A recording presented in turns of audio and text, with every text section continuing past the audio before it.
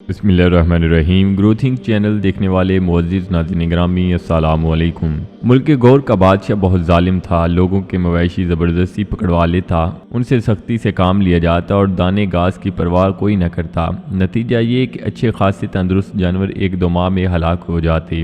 بادشاہ ایک مرتبہ شکار کھیلتا لشکر سے بچھڑ گیا۔ رات ہوئی تو ایک گاؤں میں ٹھہرا، دیکھا کہ ایک کسان اپنے گدھے کو ڈنڈے سے مار مار کر اس کی ہڈیاں توڑ ڈالتا ہے۔ وہ اسے سمجھانے لگا کہ بے زبان پر ظلم نہ کر، یہ حیوان بھی ہماری ہی طرح جان رکھتا ہے۔ کسان پوری طرح فلسفی تھا مگر بادشاہ کو نہیں پہچانتا تھا۔ بولا، اے اجنبی، تو میری مصلحت سے واقف نہیں، تو مجھے برا بلا کہتا ہے، مگر حضرت خضر علیہ السلام کے متعلق تیری کیا رائے ہے، جنہوں نے خواہ مخواہ میں ایک غریب ملاح کی کشتی کے تخت توڑ ڈالے تھے؟ بادشاہ نے کہا، اس علاقے کا ظالم بادشاہ اچھی کشتیاں چھین لیتا تھا۔ حضرت خضر علیہ السلام نے جان بوجھ کر اس کشتی کو عیبدار بنا دیا تھا تاکہ ظالم اس کی طرف لالچ سے نہ دیکھے۔ کسان نے کہا، پھر میرا یہ فعل بھی جائز ہے، میں اپنے گدھے کو اس لیے زخمی کر رہا ہوں تاکہ بادشاہ کی حریص نظر ادھر نہ پڑے۔ تندرست گدھا ظالم بادشاہ کے قبضے میں چلے جانے سے یوں ہی بہتر ہے کہ وہ زخمی ہو اور میرے ہاتھ میں رہے۔ ہمارے ظالم بادشاہ اور اس کی حکومت پر لعنت ہو، یہ کمبخت 4 دن کے عیش کی خاطر خدا کے عذاب سے غافل ہے۔ قیامت کے روز اس کا جو حال ہوگا تم بھی دیکھو گے۔ اس سے زیادہ منحوس اور کون ہے کہ جسے دوسروں کو تکلیف پہنچا کر خوشی ملتی ہے؟ کیا ہی اچھا ہو کہ یہ ظالم کسی دن اپنے بستر پر سوتے کا سوتا ہی رہ جائے۔ کسان کی بات معقول تھی، بادشاہ کو ناگوار تو گزری، مگر سچی بات کی تاثیر اس کا دل کانپ اٹھا۔ جوں رات کا کاٹی صبح سویرے وہ تمام امیر وزیر جو بچھڑ گئے تھے تلاش کرتے کرتے ادھر آ نکلے۔ سارا گاؤں لشکر سے بھر گیا، سب وہاں ٹھہرے اور کھانا کھا کر آرام کیا۔ بادشاہ کو ذرا سکون ہوا تو بدتمیز کسان یاد آیا۔ سپاہی آ گئے اور اسے گرفتار کر کے بادشاہ کے سامنے لے آئے۔ بادشاہ نے جلاد کو سر اڑانے کا حکم دیا۔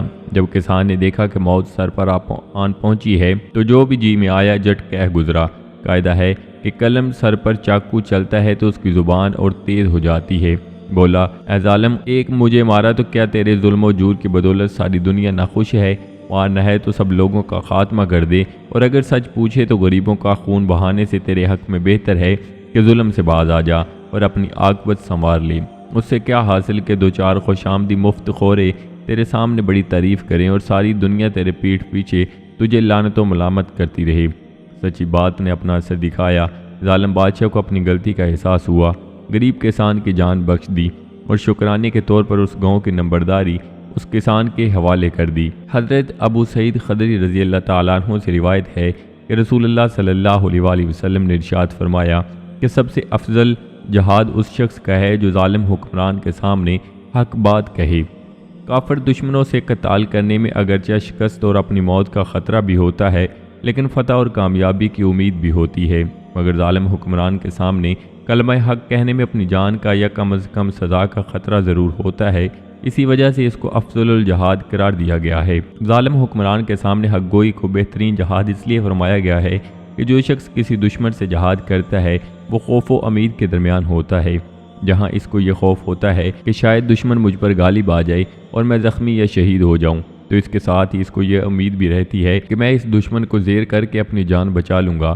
اس کے برعکس جو شخص کسی ظالم و جابر حکمران کے سامنے حق بات کہنے کا ارادہ رکھتا ہے، اس کے لیے امید کی ہلکی سی کرن بھی نہیں ہوتی، بلکہ خوف ہی خوف ہوتا ہے۔ چنانچہ وہ اس حکمران کے سامنے مکمل اختیار و قبضہ میں ہونے کی وجہ سے اس یقین کے ساتھ امر بالمعروف کا فریضہ ادا کرتا ہے کہ اس کا انجام دنیا میں میری تباہی و نقصان کے سوا کچھ نہیں، اور یہ ظاہر ہے کہ جس مہم میں انسان کو اپنی زندگی اور اپنے مال و متاع کے باقی رہنے کی ہلکی سی امید بھی نہ ہو، اس کا انجام دینا اس مہم کو انجام دینے سے کہیں زیادہ صبر آزما، ہمت طلب اور مردانگی کا کام اور بدرالجہا افضل ہوگا، جس کی انجام دہی میں اپنی زندگی اور اپنے مال و متاع کے باقی رہنے کی بہت حد تک امید ہو۔ یا اس کو اس لیے افضل الجہاد فرمایا گیا ہے کہ حکمران کا ظلم و جبر تمام لوگوں کو متاثر کرتا ہے جو اس کی رویت میں ہوتے ہیں، اور وہ کوئی 10-20 نہیں بلکہ لاکھوں کروڑوں بندگان خدا ہوتے ہیں۔